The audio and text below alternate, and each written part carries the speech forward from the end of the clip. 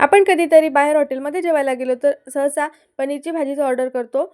चला तर हॉटेलमध्ये मिळणारी हीच पनीरची महागडी भाजी आज आपण घरच्या घरी अगदी हॉटेलपेक्षाही भारी चवीची बनवून तयार करणार आहे. त्यासाठी बघा इथे मी गॅसवरती एक पॅन ठेवून घेतला. त्यामध्ये थोडंसं तेल टाकून घेतलं. त्यामध्ये 2 मध्यम आकाराचे उभे पातळ चिरून घेतलेले कांदे सुद्धा टाकून घ्यायचे आहेत. कांदा हलका गुलाबी होईपर्यंत छान परतून घ्यायचा आहे. एक मध्यम आकाराचा टोमॅटो मोठ्या-मोठ्या फोडीमध्ये कापून तो सुद्धा या कांद्याबरोबर छान असा परतून घेतला.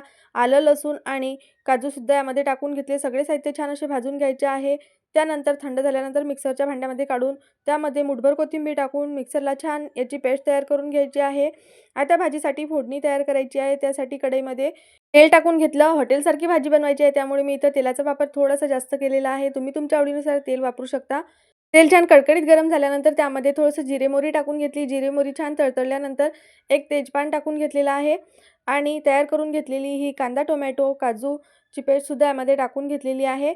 तयार करून घेतलेल्या मसाल्याला छान आपल्याला तेल सुटेपर्यंत हा मसाला परतून घ्यायचा आहे. तर तुम्ही बघू शकता छान असा रंग बदलेपर्यंत हा मसाला मी छान तेलामध्ये फ्राय करून घेतला. त्यानंतर यामध्ये काही सुके मसाले टाकून घ्यायचे आहे. त्यामध्ये मी गरम मसाला, लाल तिखट आणि हळद टाकून घेतलेली आहे. सगळे मसाले तेल सुटेपर्यंत छान असे परतून घेतलेले आहे. आता यामध्ये पाणी टाकून घ्यायचं आहे. त्यानुसार तुम्ही इथे पाण्याचा वापर करू शकता. तर मी थोडीशी घट्टसरच ही भाजी बनवणार आहे. त्यानंतर यामध्ये चवीनुसार मीठ टाकून घ्यायचं आहे आणि या भाजीला आपल्याला छान अशी उकळी काढून घ्यायची आहे. तोपर्यंत इथे बघा मी पनीर फ्राय करून घेणार आहे. पनीर फ्राय करण्यासाठी पॅनमध्ये तेल टाकून घेतलेलं आहे थोडंसं.